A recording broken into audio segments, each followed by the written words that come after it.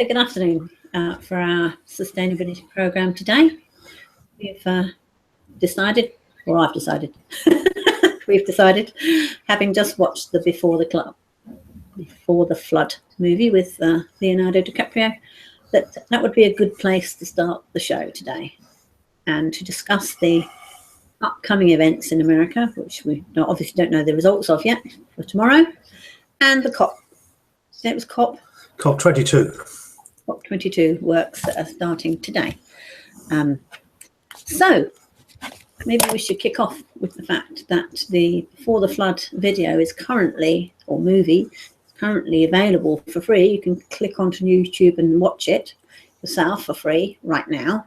I think that's only available for a couple of weeks, so it's worth doing it soon if you can. And the areas that he touched on, or they touched on, that are quite concerning in lots of ways, but we still, I think, have a responsibility individually to change the way we live, because if we don't, then the politicians are not going to follow suit. I do think we do have an option here. There's a sufficient uprising to change their plans. Particularly scary from my perspective is the fact that Donald Trump is a complete denier of any form of climate change, and Hillary Clinton's in the pay of Monsanto and probably pay lip service to its change, but won't do much. So, Chris, what do you think about what's likely to come up in the COP talks and what we may or may not see happen? Well, where they've moved on to, last year's Paris conference was the biggie where they agreed the targets and everyone signed up.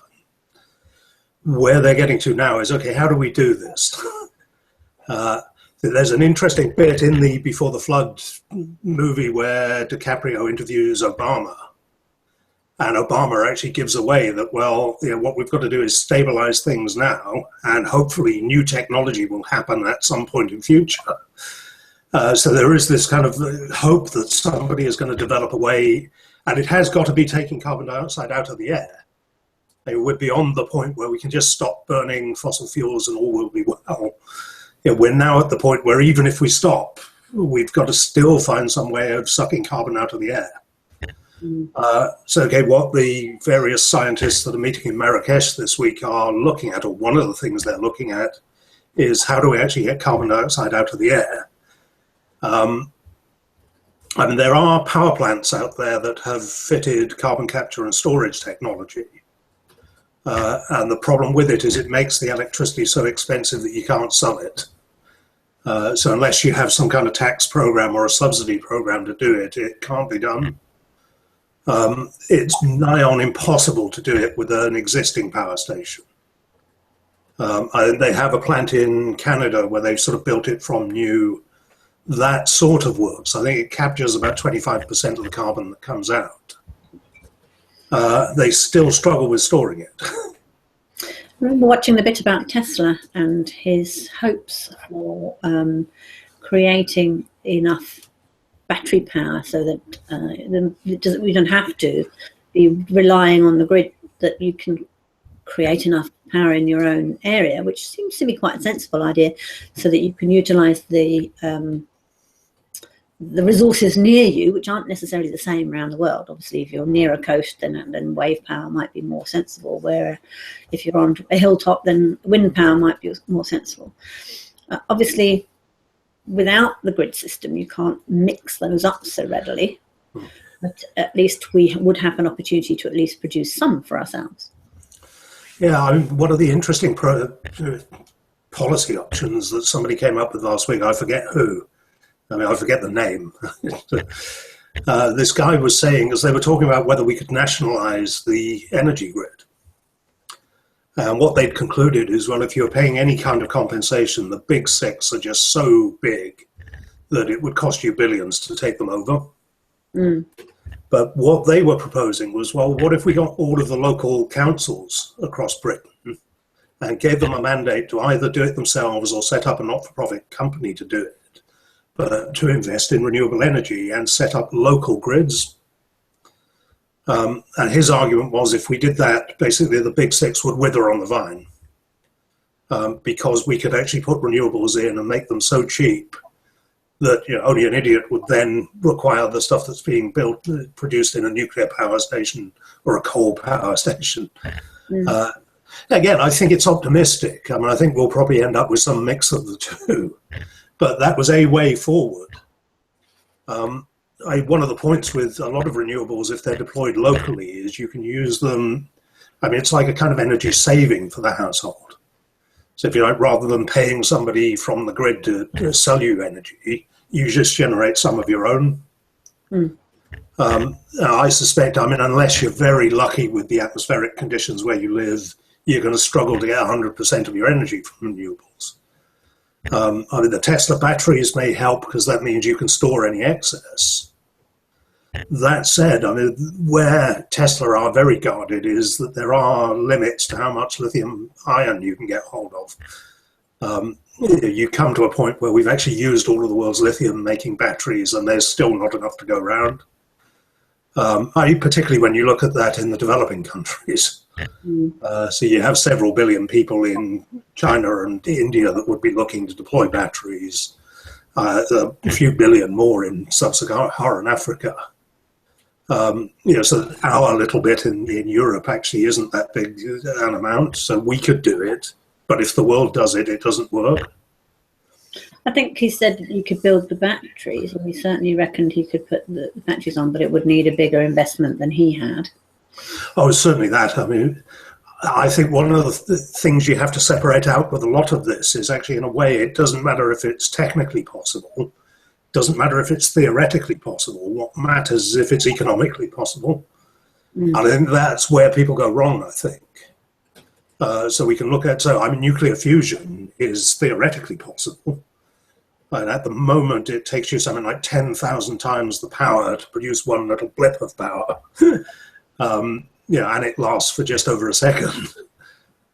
Clearly, unless you can turn that around, it's never going to be economic. That was a scary thing when I, again, having just looked at the before the flood, it was talking about the blowing the tops off mountains to get coal out, and the fracking industry and the coal tar sands. I haven't really twigged into the coal tar sands myself very much, but the fact they were pumping gallons of steam in to get a little bit of oil out the other end seemed to me absolutely crazy. Well, you have to frack for the gas. So you do your fracking, you get your gas, you use your gas to heat the steam in order to pull the oil out of the sand, and then you ship what oil you've got off to a refinery the other side of the continent. My point all along with that is not that it doesn't work. I mean, that's where this problem of technically possible. So yes, clearly it's technically possible to do that, but the idea that you're going to get as much energy from that process as you got from the days when you could just drill a hole in the ground, it is a different animal. The problem with it is if you think it's got to be more than, you've got to get far more energy out than you put in, otherwise it isn't worth doing. And that's more than just the company making a profit from selling it. So essentially we want to be able to drive our cars with that oil. We want agriculture to power their machines with it. Beyond that, we want our governments to be able to take enough from it in tax that they can run public services with it. So there's a whole raft of sort of surplus energy that comes out of the energy that we use as a society. Now, back when all you had to do was drill a hole in the ground and you got oil spurting out of it and you caught it in a bucket, the amount of energy that we put in compared to what we got out, we were getting more than 100 to 1 back. Now we're getting down to less than 10 to 1. I think some people have put the tar sands to as little as 3 to 1. Yes, I heard something to that. So that essentially that you've got 2 barrels of oil for every one, out of every 3 that you pick up, that you're able to use both to fund the company and to fund the wider society. The other 1 barrel has to go back into getting the next barrel of oil. There's a paper out, I think last week or the week before, by a group called the Hills Group, who are oil analysts. What they talk about is how the world is reaching a thermodynamic limit with energy. What they're saying is within the next 5 to 10 years, for every barrel of energy that we put in, we'll only get 1 barrel out. So at that point, if you like, all of the world's energy will be going just to produce energy, and there'll be nothing left for anyone else. I think quite reasonably they point out that we'll never get to that point because we'll collapse before that ever happens. And yes, I think that certainly our modern day society won't be working the same way it is, because we won't be able to. That's a definite. But there doesn't seem to be a lot of alternatives on the table at the moment. But I think that, well, I mean, the problem is that everyone's trying to find a way of carrying on doing what we've been doing. So instead of saying, hey, wait a minute, we need to change course. Yeah, that was funny enough. One of the things that struck me again out from the film was the fact that there was a professor there talking about food, and he seemed to think that that was one thing we could do very, very easily right now to really make a difference. And I'd never really believed the methane and vegan argument that if we all stopped eating meat today, and if the entire Britain decided today we're no longer going to eat meat, that was going to make a significant difference to the world starving, because I don't really believe it's not that we're not producing enough food, it's that we don't have the political will for it to go to the people who need it. And our monetary setup doesn't allow for that. However, I hadn't really stopped to think about the carbon or methane argument into that part. Professor that was on, I'm afraid I forget his name, I'm ashamed to say. I did write it down at the time, but I haven't brought that with me and I can't remember what it was. Anyway, he suggests that for every molecule of methane, that's the equivalent of 23 molecules of carbon in the atmosphere in terms of poisoning it. And that he was quoting the American state. It would be interesting to see how that compares to Britain, but I doubt whether it's going to be massively different. He said that 41% of the land 47% of all the land of the states is used for agriculture. So the other 53% is obviously used for buildings or whatever else. And so therefore, so roughly half the land mass. And then 70% of that is used for producing grass for beef or cattle. And they also showed a big scene of millions of cattle all over basically a mud bowl, that they were having to bring the food to them. They weren't actually out in this idyllic, grass paddocks that people imagined they'd be in. That's why I wonder how that compares to Britain, because I would say most of our cattle are out, at least most of the year. But, and then, only 2 or 3% of that land is for growing fruits and vegetables that we eat directly. The rest of it is producing mostly cattle.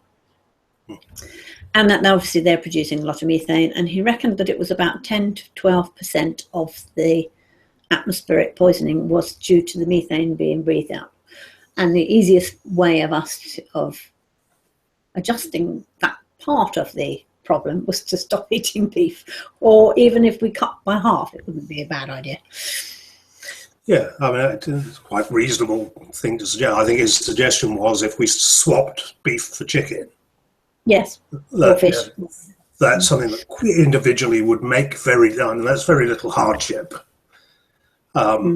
But for the planet, if enough of us did it, that would make a difference.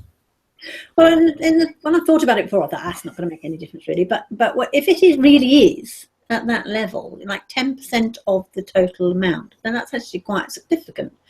Which sort of quite closely relates to other industries, really, and things that we could and can and try to do to make things better. That actually is quite significant, at least in America. I don't know how that fits in with the British standard. I think it's something we need to have a really close look at and work out. But our consumption is less than America. But I mean, it's still quite high. I mean, most of the developed countries eat more meat than underdeveloped countries. partly what makes us as strong as we are, the protein levels we have in our diet. Well, yeah, I mean, we eat far too many calories. Okay, not speaking for everyone, but certainly there are plenty of us who show the physical signs of having too many calories. Very often it's because we eat the wrong type of food health-wise. So essentially, I mean, that's one of the nice things with cutting. I mean, if people cut back on beef, actually in health terms, that's a good thing to do. I mean, our bodies aren't designed to have large chunks of meat running through them. Actually getting that balance with far more vegetables in the diet than you have meat, having a small amount of meat with a meal, but not overkill, cutting back on the sugars and the fats, all of that. I mean, it's good for the planet and it's good for you. Yes, I hadn't particularly picked up on the fact that it was necessarily better for the planet, let alone, oneself and one's own dietary choices. But I hadn't picked up on the fact that it was as large as it is either. And the other thing he kind of equated it to, which was the bit that kind of caught me unawares, was a half pound burger, which I don't actually ever eat half pound burgers ever myself, but that's oops, sorry about that.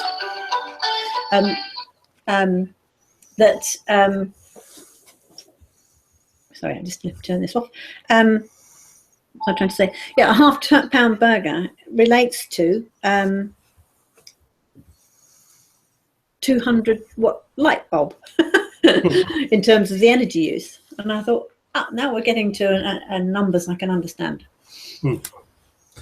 Yes, I've read somewhere, I've actually used it for a book that I'm about to publish, which was about energy density.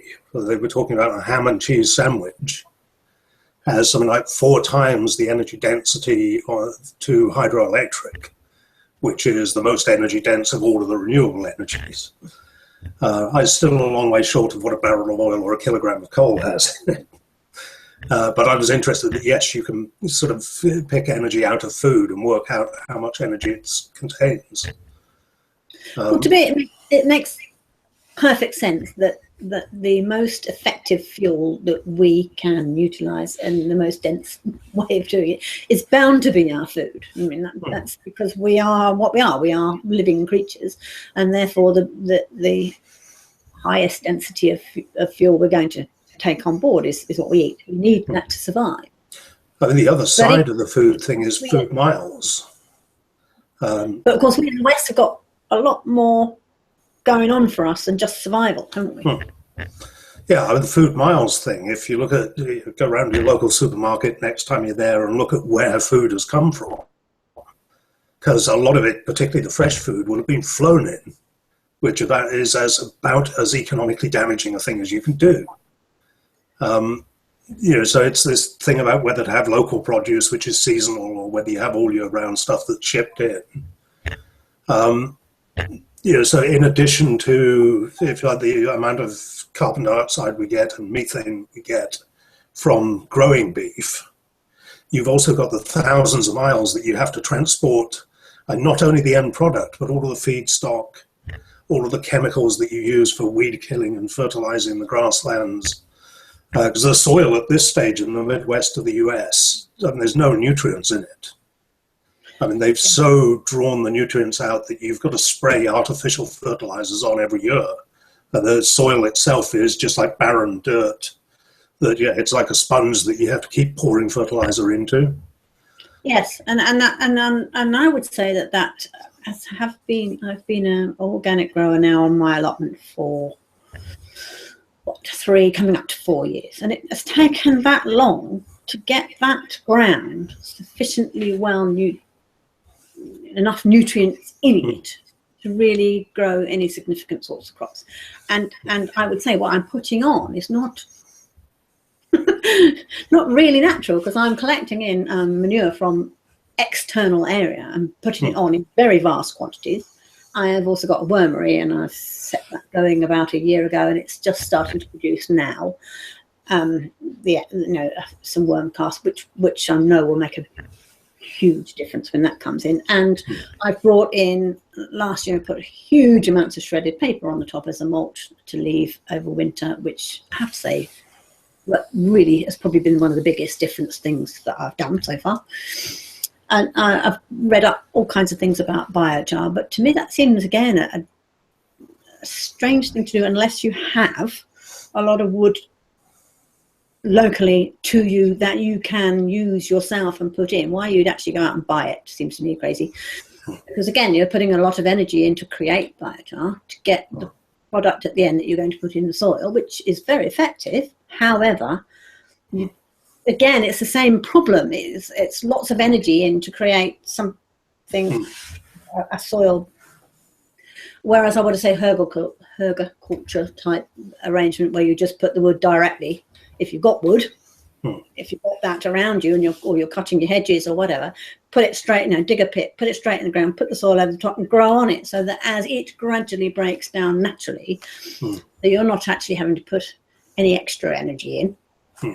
It's going to create you the warmth. That's, to me, and okay, to get a really successful herbiculture setup, you need big chunky bits of logs, really, whereas probably most of us have really got hedge clippings and maybe a bit of chippings if we happen to be local to a factory, or maybe you're an office and you could shred a load of paper and stick it in. Same carbon dense rich stuff you're putting in there, but why not just get in the ground straight away and let it rot slowly, because then you've got the warmth coming out of that rotting process, and you're building up the microbes in the soil much more naturally. And although your biochar is going to do that for you over a period of time as well, it still takes a while, because really even that doesn't really work unless you mix it up with a bit of grass clippings or some other fresh stuff and leave it to rot for a year. So that what you're trying to create in the soil is the microbe action, and you can buy that in a packet now. I'm not quite sure how that was created, but it is possible. Sprinkle it on, but again, the reality is, unless your ground that you're putting it into is ready to receive it, it's actually got some nutrients there for that. Even if you sprinkle all the mycelia on, if there's nothing for it to eat, it's not going to survive. So it's tough. It's to bring that soil into a production arena good enough for organic growing to be really successful takes, I reckon, about 3 years. Well, depends, I guess, where you started from. But I mean, the ground I was using has probably had a lot of fertilizers and pesticides on before I took it over. Yeah, whereas where I'm starting from, you haven't even got that. It was clay locked on top of building rubble. So I mean, I've got to break it down over the winter again now. I'll probably turn it over before the spring. Something growing on there this year. I haven't decided what yet. But yes, I mean, it's mine. I mean, I get crops on the one side of the plot, but it seems to be the sunniest side, and the side that's in shade I get less from. What I have done is started growing stuff in buckets. Which seemed to work. The potatoes were a bit of a disaster because they didn't root down through the bucket, which is what I was hoping they'd do, but they didn't get there. So I think I put 2 potatoes in to grow the vines, and I got something like 6 out. But I did get a nice crop of spring onions, which seemed to go well in a bucket. I mean, they're small enough as a plant to do that. The advantage was, if you remember, I put the copper tape around the edge of the bucket, which keeps the slugs off. And it seems to have largely worked. I mean, the slugs do get past them, but they don't like it. So I think it's only the really hard slugs that get in there. Along with your beer traps. Yeah, I mean, this year I think I'll start much earlier in the year with the beer traps, and we'll see if we can decimate the slug population sort of before they get going. The other hope I've got is the Met Office apparently are saying we might get a cold winter. Much as that's unpleasant to live through, one of the nice things about it is it kills a lot of bugs and a lot of slugs and things. So if we were lucky enough to have a week of good solid frost, so that it really gets down sort of 6 inches to a foot into the ground, that will actually kill a lot of the pests off. So that's one good side of climate change. Because one of the things they did say on that film, where he was talking to the NASA engineer, where he was pointing out that the northeast Atlantic could well get very cold as a result of climate change, which is partly to do with the Greenland ice sheet melting, and we get all of the cold water getting into the North Atlantic. So that whereas at the moment we benefit from the Gulf Stream keeping us warm, as things progress, we're likely to get colder and colder in the winter. So I mean, we could actually be back to the sort of winters we used to have when we were kids. I vaguely remember 1963, which was, if you look online, if you go on YouTube and look at the floods and frosts of 1963, where you had people skating on the Thames. Oh, I remember that. I remember doing it. Because I'm not in 63, because I was only very small then, but I was probably about 7 or 8, and the fields flooded all around. Well, I lived in Berkshire at the time, and the fields flooded all over the Thames, and we skated on the field, which was frozen.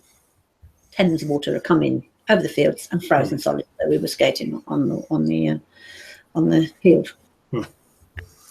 Yeah, so a generation from now, people might actually never see snow. But it could be for the next decade that we'll see more of it than we might want. Yes, that was the scary thing, I think, was when you really see for yourself, because he flew over the tar sands, which is, as he pointed out, did look like Mordor from the from the Lord of the Rings, and it did. It was quite scary looking. It was, and you think, gosh, it's pumping steam in to get a little bit of oil out, or how? It's just absolutely mind-bogglingly crazy. And then flying over the Greenland, or who actually went out physically into the Greenland area and was talking about the fact that Greenland's ice is melting. You can now see bits of land, and therefore, instead of it being a cooler to the system, it's becoming a warmer, because it attracts and captures heat. It no longer reflects and keeps an area cold. So that speeds that process up, and of course, if that only happens in a little bit of space, it's going to happen gradually more and more. Yeah, I saw there's a guy called Peter Wadhams, who's a polar ice expert from Cambridge.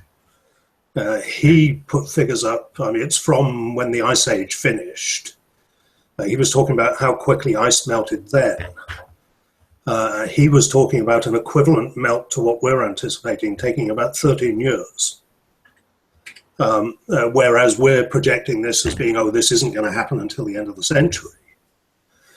What he was saying is, well, that's kind of like what we know how on average it works.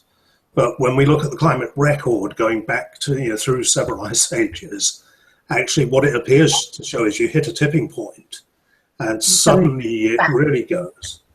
Now you'll see it if ever you get a drink of Coca-Cola or something and you put ice cubes in it.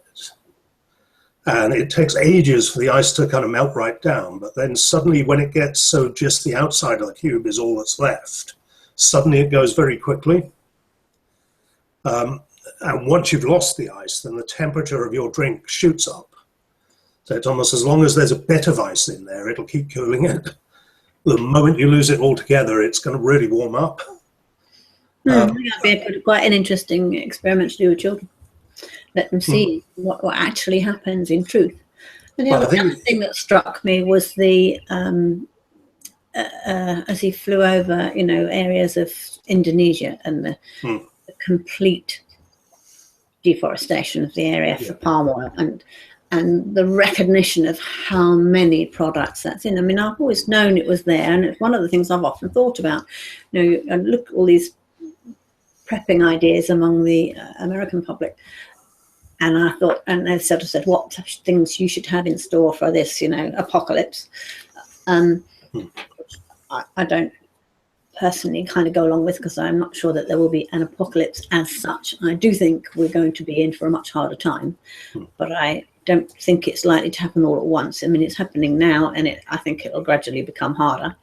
That's my own theory. But obviously other people might think differently, but as oil goes up, things will get more expensive, and I think the Brexit issue will bring it on perhaps a little bit quicker than we might have seen, but we might therefore be a bit more prepared.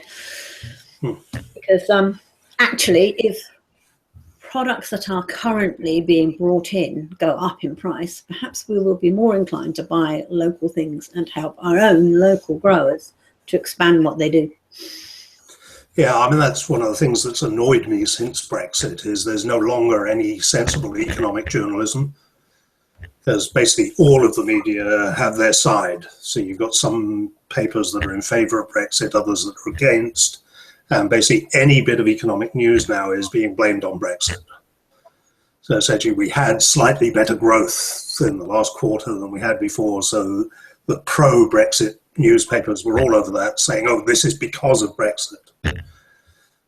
Equally, I think the pound is the worst performing currency on the planet over the last quarter. So you've got all of the people that were in favour of Remain are saying, there, we told you so.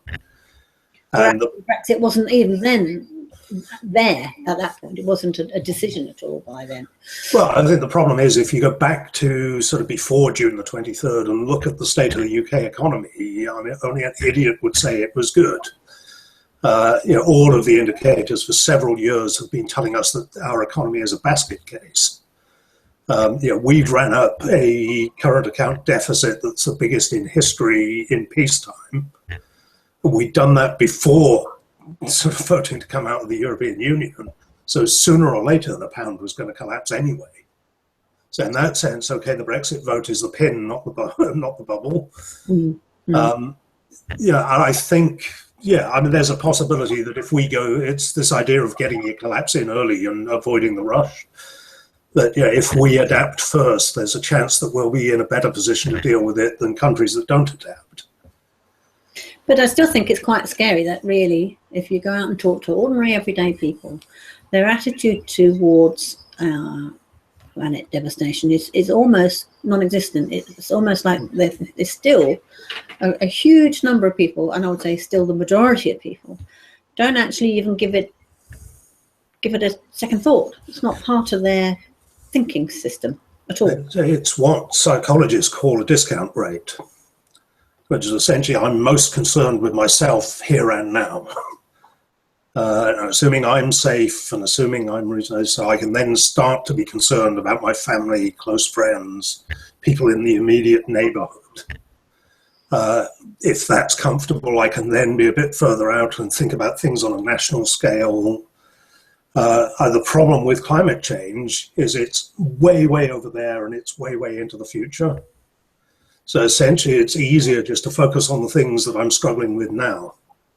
And I mean, the problem is a lot of people are struggling. That's the other thing, isn't it? That's one of the things I've been thinking a lot about, is because, I mean, I happen to be in a fairly fortunate position in many cases. I've spent all my life learning how to do self-sufficiency things simply because I wanted to. I loved it and I enjoyed it. And I really can remember when I was sort of 14, 15, thinking about what my future career was going to be. I didn't like the idea of joining the rat race, and I was thinking, oh, why do I want to do that? That seems crazy. And I trained in agriculture, so I had, albeit traditional agriculture, I had a sort of instinct for wanting to be self-sufficient. Very young, very, very young. Why? I'm not quite sure, but I did. And I have done it all my life. So really I've worked a large part of my life trying to find ways of, and also it's the process of discovery for me, I know other people have already made soap for generations, but I hadn't done it. So it was interesting to me to try and have a go and make some. So first of all, it was, melt the leftover soap bits, scrape them up and create another block. And then it was, okay, how do I make liquid soap from it? And then, or how do I make soap from scratch, and what's required, and having a go, just because I like to play. But equally, each one of those demands a certain amount of equipment. It demands a certain amount of practice to get it right. And it demands the time to go out and to discover it and to find out the information you need. But I've always done it, I've always liked being outside and being in touch with the environment, and I've always grown things in some form or other. But, and equally now in a position, finally, where I could potentially flog off my very expensive near London house and buy myself something a little bit further afield with a bit of ground attached. And then, you know, but I haven't really delved much into the energy side of things much. I'm looking a lot at that. But equally, I've been thinking about that. I've looked at it, and I could potentially put myself in a position where I was pretty nearly self-sufficient. But even if I did all of those things, I probably can't grow for the entire community. And if I'm the 1 or 2% that knows how, and there's an awful lot of very hungry people out there, we could be in trouble. Well, you need to keep any food that you've got to yourself. That's the other thing. Security. Well, I mean, I'm working on, I think I'm going to look at getting all of the designs for a still. As I kind of figure the one thing that the local warlord is not going to want to do is the person that knows how to make alcohol. So it's basically, I'll supply the alcohol, you protect me and make sure I get fed, and we'll all be fine. I mean, I don't know how quickly this falls apart, or kind of the way it goes. I tend not to pick up this sort of zombie apocalypse stuff that the sort of US preppers talk about. And I think once you let go of the sort of globalized way of living, that kind of simplification isn't, I mean, it's not that big a hardship. People have lived through a lot worse. Yes, that's that. I've been, the Lasso, who works with me, she's a Polish girl, and her grandma talks about living through depression and the things that she had to do, and even now, in the age of, she's nearly 90, she's still a very self-sufficient lady, an incredible lady. I mean, I think I've said before, if you look at the designs for 1950s and 1960s housing, they didn't have that many electric points in them. So, okay, if the grid goes and we're down to generating some of our own, and maybe we've got to use sort of water tiles on the roof to get some hot water, well, okay, is that the end of the world? Well, okay, it means we can't look at our iPhones and, we're not going to have the internet anymore, but actually we can get by.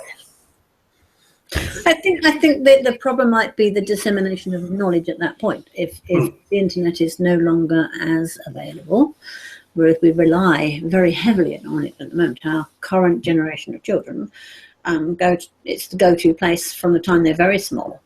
I suspect if it's not there, the knowledge in book form might be a little bit less available. How quickly it would be replaced, I don't know. I suppose it's not that difficult to put a bit of printing on. Well, you're almost back to the original purpose of series on the radio like The Archers, where a good part of that was telling farmers around the country what the latest thinking was. That maybe that's how we'll do it, is go back to radio, because that's a fairly cheap way of broadcasting information. We get together the people that do know what they're doing, get them on the radio to disseminate how you do it, and everybody else picks it up as best they can.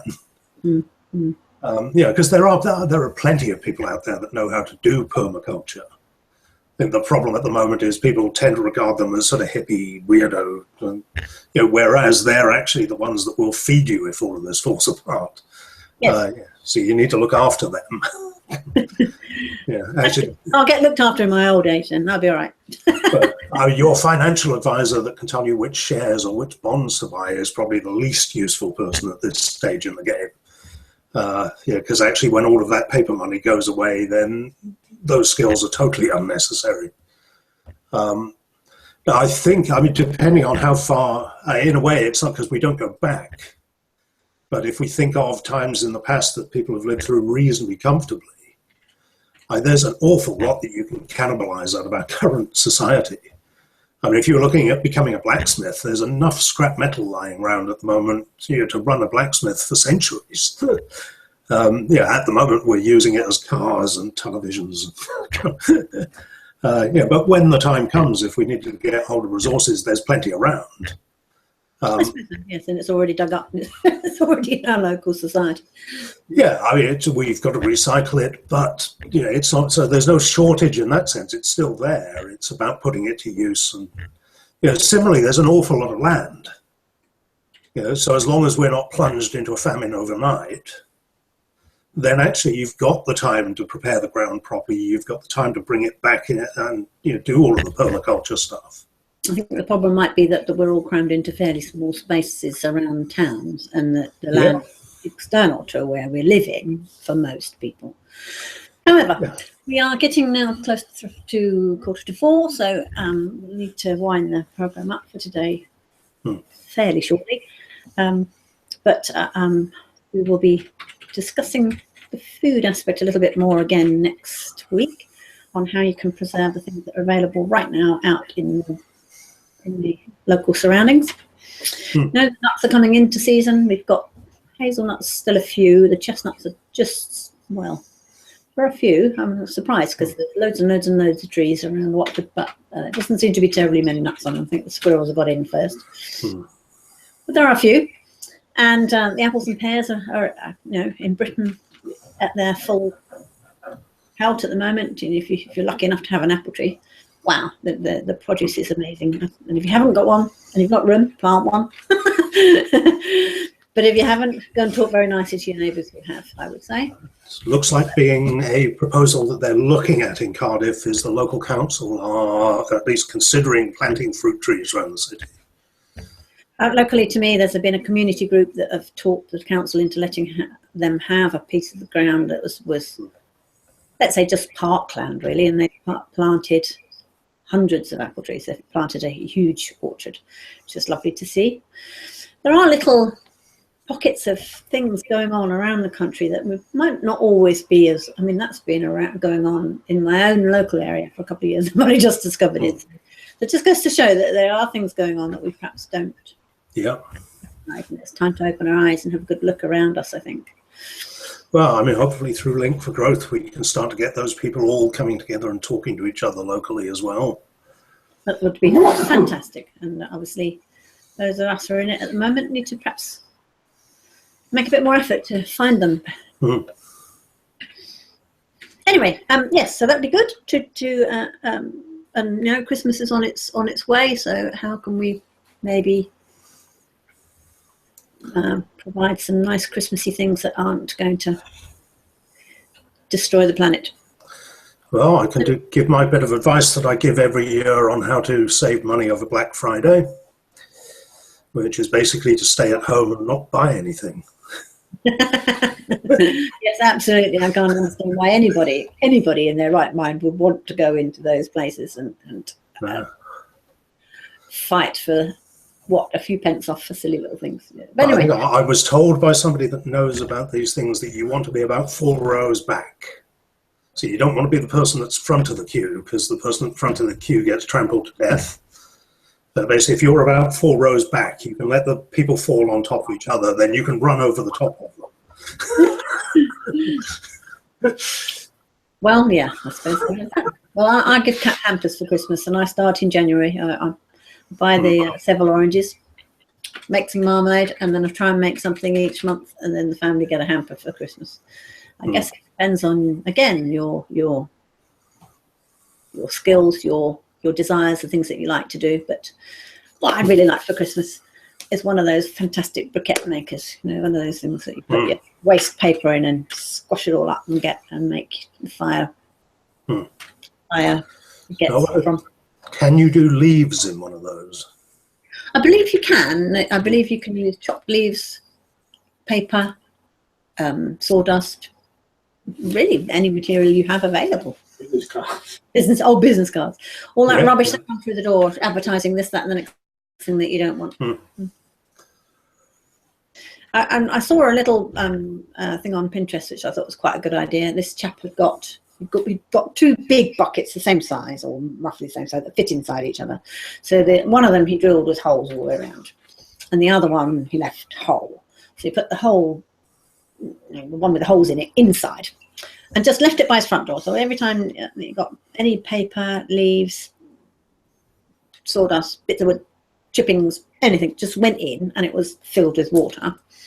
And so it would become a bit of a mush over a period of time. And then once he got enough stuff inside, he'd created basically a saw blade, but what you call a bandsaw, I suppose. No, not what you call a round saw blade on, welded it onto a rod, so you could put it on his drill, and so he just chunked up and down in it, so it would chop up and all the stuff that was in the bucket after it'd been sodden wet for a little while, crunch it all up, and then just lift the bucket out and put it on a bit of wood over the top so the water would drain back into the other bucket again, and leave it to drain for a bit. And then he used the weight of the water in the whole bucket, put it over the top to press it down, and then take out the resulting block, which is now drier sludge, and leave it to dry, and then repeat the process again, because you've got this bucket full of water, so you put the sieve version back in top and put your next lot of waste materials in. I thought that was quite a nifty idea, because you are only using waste products then, and presumably you can collect that up all year to use for the few months during the winter when you want some heat. Not a bad idea for a very simple thing that can be done by anybody straight away with really very, very minimal input. Yeah, it's where having a wood burner is a good idea. So, and I'm angling to get a wood burner to replace my gas fire, because I think the price of gas can only really go up from here on in. So it just gets to the point that you can't afford to put it on anyway. Whereas, I mean, I've got loads of leaves all over the place just at the moment. So if you can, turn all of those into briquettes, then you've got some sort of free fuel. I did see somebody was doing that same sort of process. He put it through a chopper or chipper thing first to chop them up. But I suppose you absolutely have to. But again, putting it in a lot of water to help the breakdown occur faster over a period of time. I think, I can't quite remember what I saw it on a YouTube video, and then he, put it into a heap and effectively used it as a heap and squashed it down. So it was almost like composting, really, but it was a wet stroke then dry compressed heap. It was his means of doing a similar thing, but I can't see any reason why it shouldn't. It's carbon rich, just like paper or wood or anything else. Yeah, I'm sure it must be perfectly possible to do similar things with that. Anyway, have a good week, Tim. I'm going to speak next week, and I'll catch up with everybody in a fortnight. Thank you. Okay, good.